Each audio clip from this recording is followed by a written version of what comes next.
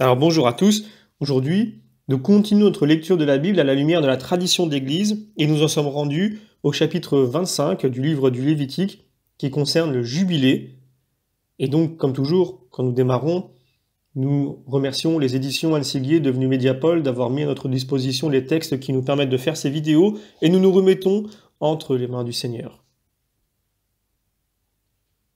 Notre Père qui êtes aux cieux, que ton nom soit sanctifié, que ton règne vienne, que ta volonté soit faite sur la terre comme au ciel. Donne-nous aujourd'hui notre pain de ce jour. Pardonne-nous nos offenses, comme nous pardonnons aussi à ceux qui nous ont offensés, et ne nous laisse pas entrer en tentation, mais délivre-nous du mal. Également, nous nous remettons entre les mains de notre Mère bienveillante, la Vierge Marie. Je vous salue Marie, pleine de grâce, le Seigneur est avec vous. Vous êtes bénie entre toutes les femmes, et Jésus, le fruit de vos entrailles, est béni. Sainte Marie, Mère de Dieu, priez pour nous pauvres pécheurs, maintenant et à l'heure de notre mort. Amen. Également, nous faisons cette demande spécifique à l'Esprit Saint, qu'il corrige en nous les erreurs éventuelles qui peuvent provenir de notre imperfection. Alors je vous lis d'une traite, en sautant une partie de ce chapitre qui est assez long, donc le chapitre 25. Yahvé parla à Moïse sur la montagne du Sinaï et lui dit, un peu plus loin, « Tu compteras 7 semaines d'année, 7 fois 7 ans, les jours des 7 semaines d'année feront 49 ans. Tu feras sonner la trompe en acclamation au 7e mois, le 10 du mois, au jour des Kippourim. Ils sonneront la trompe dans tout le pays. Vous sanctifierez l'année des 50 ans et vous publierez dans le pays la liberté pour tous ceux qui l'habitent. Ce sera pour vous le jubilé, et vous retournerez chacun à sa propriété, et vous retournerez chacun dans sa famille. Cette année des 50 ans sera pour vous une année jubilaire. Vous n'ensemencerez pas, et vous ne moissonnerez pas ce qui poussera des grains tombés l'année précédente. Vous ne vendangerez pas ce qui aura poussé tout seul, car ce sera pour vous un jubilé saint. Vous mangerez des champs ce qu'ils produiront. En cette année de jubilé, vous retournerez chacun à sa propriété. Et quand tu feras une vente à ton prochain ou que tu achèteras de la main de ton prochain, ne vous trompez pas l'un l'autre. Suivant le nombre d'années après le jubilé, tu achèteras de ton prochain et il te vendra suivant le nombre d'années de production. Selon que les années se multiplient, tu multiplieras son prix, et selon que les années diminuent, tu diminueras son prix, car c'est suivant le compte de la production qu'il te vend. Vous ne vous tromperez pas l'un l'autre, mais tu craindras ton Dieu. Je suis Yahvé, votre Dieu.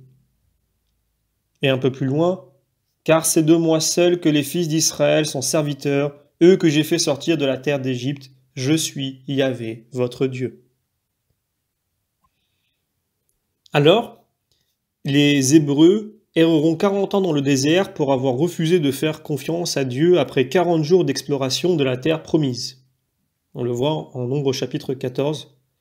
La périodicité des contrats sera de 50 ans, comme l'alliance du Sinaï est intervenue au 50e jour après la Pâque. Ces correspondances ne sont pas sans dessein, et le symbolisme des nombres ne serait peut-être pas à dédaigner, même si l'on doit se garder d'en tirer des conclusions trop artificielles, comme saint Augustin sur les 38 ans de l'infirme guéri à la piscine probatique.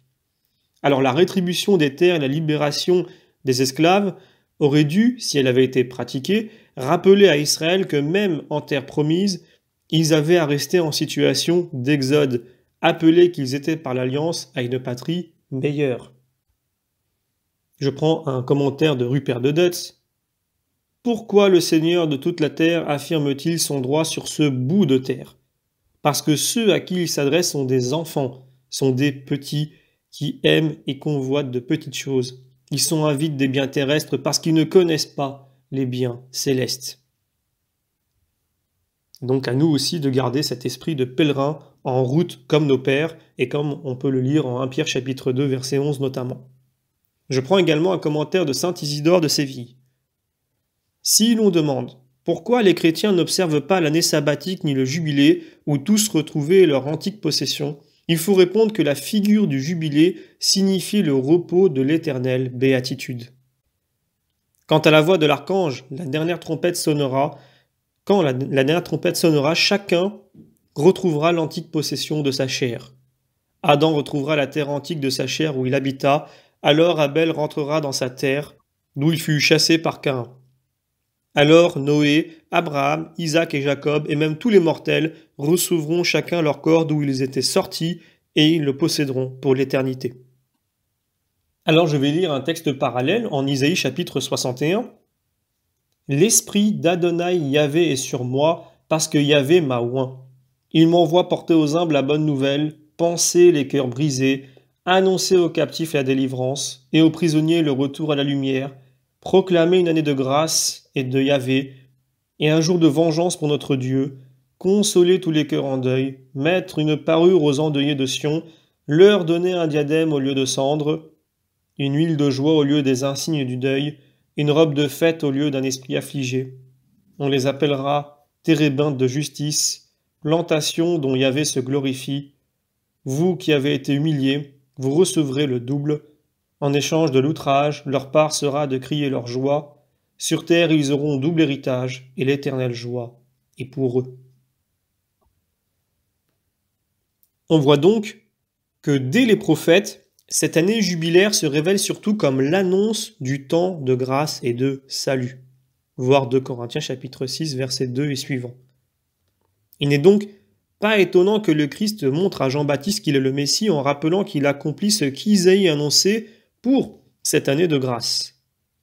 Et donc, ce passage que l'on avait lu dans le chapitre 25 du Lévitique, année de grâce, jour de vengeance pour notre Dieu que l'on retrouve repris aussi en Isaïe, le parallélisme prouve que les deux expressions sont similaires. La vengeance de Dieu, c'est sa grâce, son infinie miséricorde. Il se venge par notre rédemption.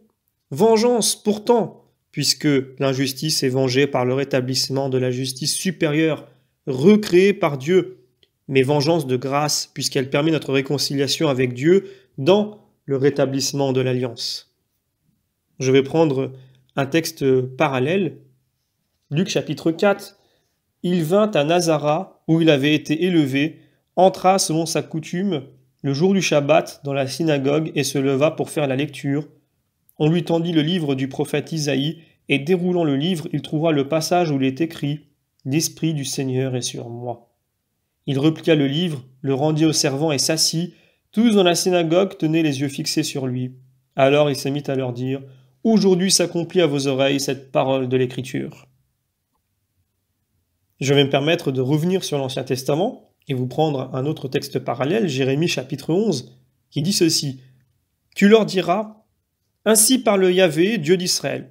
Maudit soit l'homme qui n'écoute pas les paroles de cette alliance que j'ai prescrite à vos pères le jour où je les fais sortir du pays d'Égypte, de la fournaise à fondre le fer, en leur disant, écoutez ma voix et faites tout ce que je vous ai commandé, et vous serez mon peuple, et je serai votre Dieu, afin que soit maintenu le serment que j'ai juré à vos pères, de leur donner une terre où coule le lait et le miel, comme en ce jour.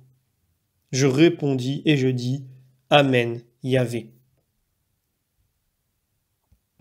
Donc si je reprends le verset 25 du chapitre du Lévitique, il est indiqué « Car c'est de moi seul que les fils d'Israël sont serviteurs ».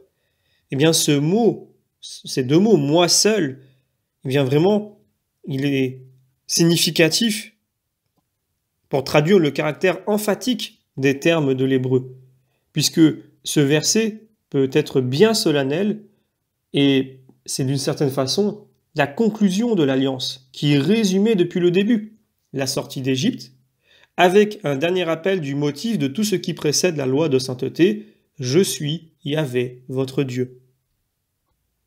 Et donc à la suite de quoi, nous aurons dans la prochaine vidéo le chapitre 26 du livre du Lévitique qui concernera les bénédictions et les malédictions.